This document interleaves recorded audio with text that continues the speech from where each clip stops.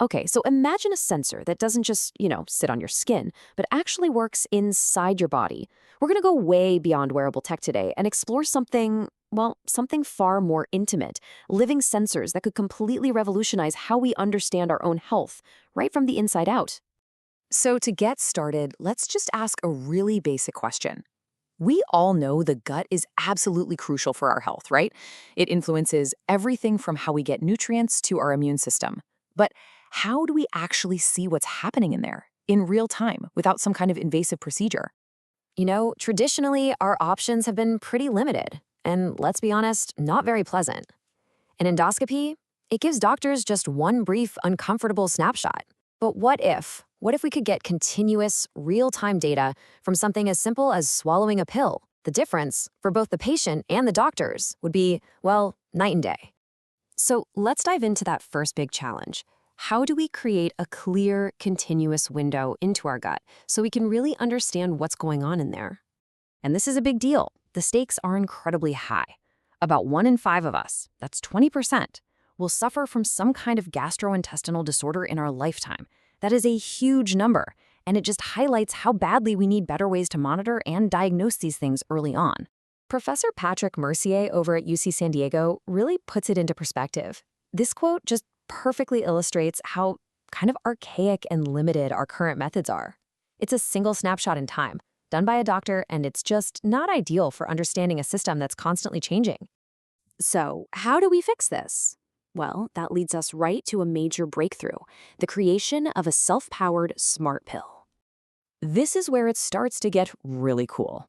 Researchers at UC San Diego have engineered something that sounds like it's straight out of science fiction. A pill-shaped biosensor you can just swallow. And the truly brilliant part? It's completely battery-free. So you're probably thinking, how does it work without a battery? Well, the secret is this tiny, non-toxic fuel cell that very cleverly uses the glucose that's already in your gut as its power source. It literally runs on your body's own fuel. And the results are just stunning. In experiments with pigs, this tiny pill was able to continuously monitor glucose levels for 14 hours straight, taking a new measurement every 5 seconds. I mean, this is the kind of continuous, high-resolution data that doctors could only dream of before now. But as incredible as that smart pill is, it's still a piece of hardware, right? What if we could take it a step further? What if we could create something even more integrated with our biology? This leads us to this really radical idea of living sensors. And this is where the story takes a really fascinating turn. We've been talking about a smart device, but what if the sensor itself was a living organism? What if we could program life itself to be our diagnostic tool? This brings us to the antenna-alive concept. It's a biohybrid implant.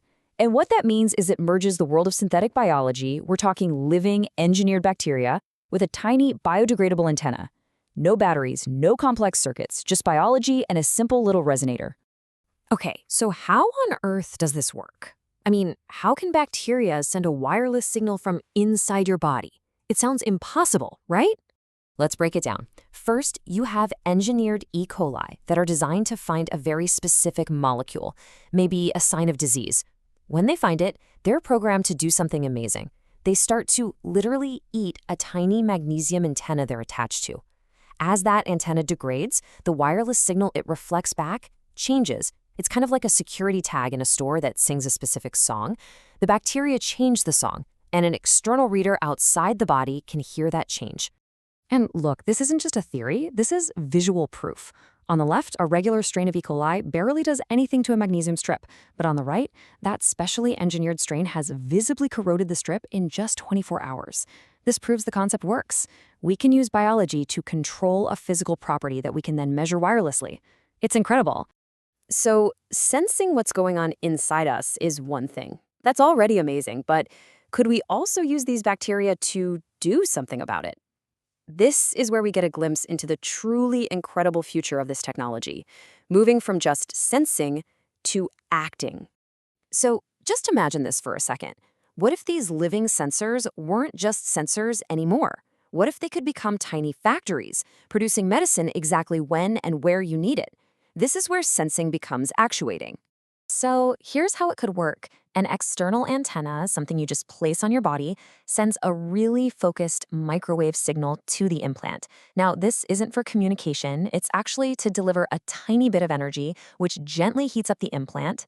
And what's really clever is just how targeted this is. The implant itself can be heated by over 6 degrees Celsius, which is just enough to flip a genetic switch in the bacteria. But the surrounding tissue? Its temperature barely changes at all, which keeps it completely safe. So that small, localized burst of heat, it acts like a switch. It can literally tell the engineered bacteria to start producing a specific therapeutic protein. In other words, you're turning them into a programmable, on-demand pharmacy right at the site of the problem.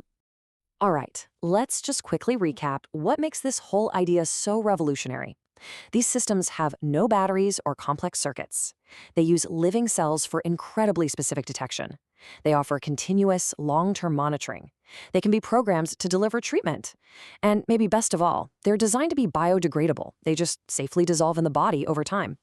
This all leaves us with a really profound question. We've gone from these invasive tools to smart pills and now to programmable living cells. It really makes you wonder, are we looking at the dawn of a new era where tiny, living doctors could actually be the future of medicine?